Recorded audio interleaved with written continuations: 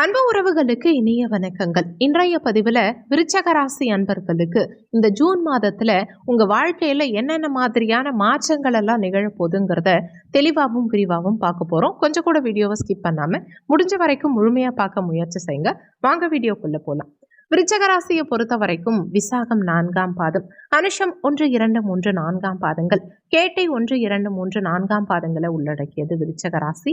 விருச்சக ராசிக்கு அதிபதி செவ்வாய் பகவான். வீடியோல சொல்லக்கூடிய பலன்கள் ஆண் பெண் இருப்பாளருக்கும் பொருந்தக்கூடிய பலன்கள். ஒரு சின்ன இன்ஃபர்மேஷன், எங்ககிட்ட தரமான PGTRB ஜுவாலஜி நோட்ஸ் இருக்கு, with psychology and general knowledge நோட்ஸும் இருக்கு. தேவைப்படுறவங்க ஜாதகம் பார்க்க கீழே கொடுக்கப்பட்டிருக்க கான்டாக்ட் நம்பருக்கு தொடர்பு கொள்ளவும்.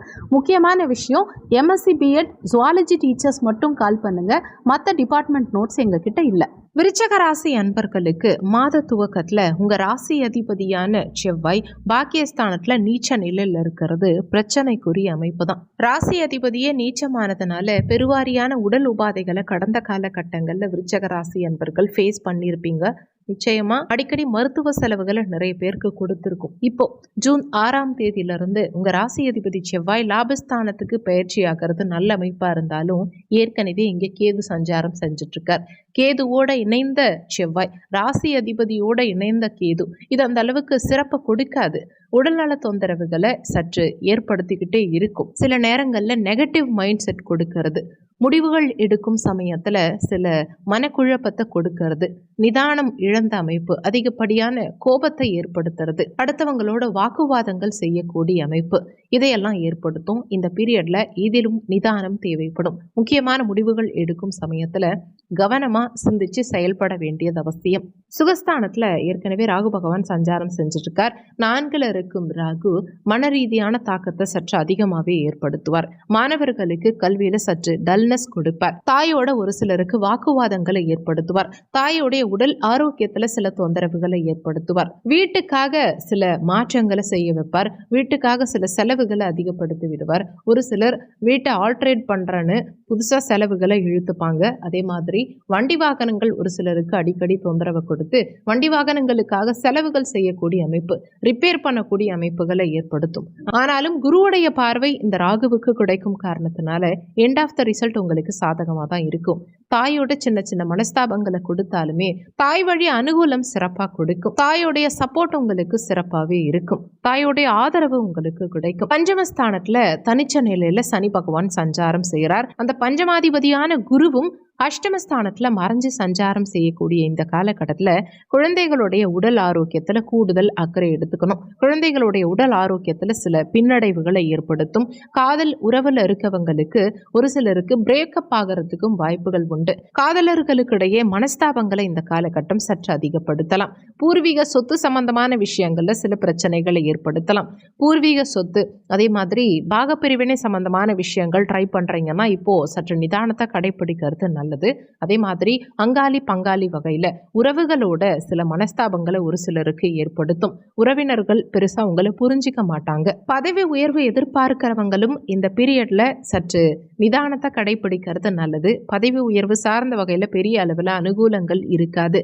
மனக்குழப்பத்தையும் சற்று இந்த காலகட்டம் அதிகமாகவே ஏற்படுத்தும். அதிகப்படியான சிந்தனைகளை கொடுத்து அதனால மனக்குழப்பத்தை அதிகப்படுத்தும். நிறைய பேருக்கு இந்த காலகட்டத்தில் தூக்கத்தை கெடுக்கும். உங்க ராசி அதிபதியும் அதை தான் இன்டிமேட் பண்றார். நிறைய பேருக்கு தூக்கம் கெடும். அதிகப்படியான சிந்தனைகளை குறைச்சிக்கிட்டு ரிலாக்ஸா தூங்க பாருங்க. ஆரோக்கியமான உணவுப் பொருட்களை உட்கொள்ள பாருங்க. வயிறு சம்பந்தமான உபாதைகள் ஒரு சிலருக்கு இந்த காலகட்டத்தில் அதிகரிக்கலாம். கண், மூக்கு, காது சம்பந்தமான உபாதைகள் ஒரு சிலருக்கு அதிகரிக்கலாம். ஒரு சிலருக்கு தோல் சம்பந்தமான வியாதிகள் அதிகரிக்கலாம்.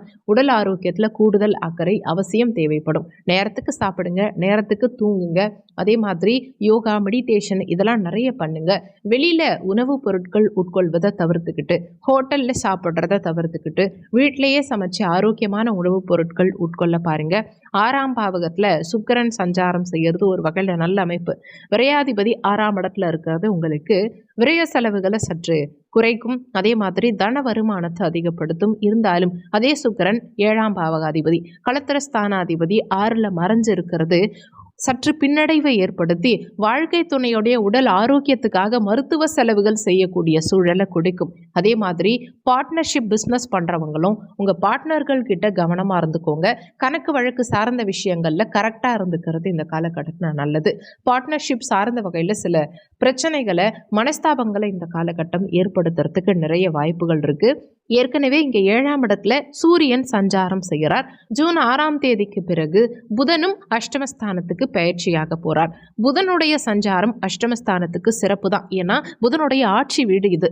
புதன் மிதுனத்துல அஷ்டமஸ்தானத்துல ஆட்சி பலம் பெற்ற நிலையில இங்க சூரியன் இணைவு ஜூன் 15ஆம் தேதிக்கு பிறகு புதாதித்ய யோகம் உங்களுக்கு விசேஷத்தை கொடுக்கும். மாணவர்களுக்கு கல்வியில் ஆர்வத்தை அதிகப்படுத்தும். புதிய விஷயங்களை கற்றுக்கணுங்கிற ஆர்வம் பிறக்கும். உயர்கல்வி சார்ந்த மாணவர்களுக்கு படிப்பு சார்ந்த வகையில் முன்னேற்றத்தை கொடுக்கும். ஆனாலும் தொழில் தானாதிபதி சூரியன் அஷ்டமத்தில் மறையிறது அந்த அளவுக்கு சிறப்பு கிடையாது. தொழில் ரீதியாக புதிய முயற்சிகள் எடுக்கிறவங்க சற்று நிதானத்தை கடைபிடிக்க பாருங்க. புதிய பிஸ்னஸ் ஸ்டார்ட் பண்ணுறதுக்கு இது பெஸ்ட் டைம் கிடையாது. புதிய பிஸ்னஸ் ஸ்டார்ட் பண்ண வேண்டாம். தொழில் அபிவிருத்திக்காக ஒரு சிலர் கடன் வாங்கி தொழில் அபிவிருத்தி பண்ணுவீங்க. தொழில் ரீதியாக புதிய ஸ்டெப் எடுப்பீங்க. ஒரு சிலர் பிஸ்னஸ் வைஸ் இன்வெஸ்ட்மெண்ட் தொழில் ரீதியாக அதிகமாக பண்ணுவீங்க.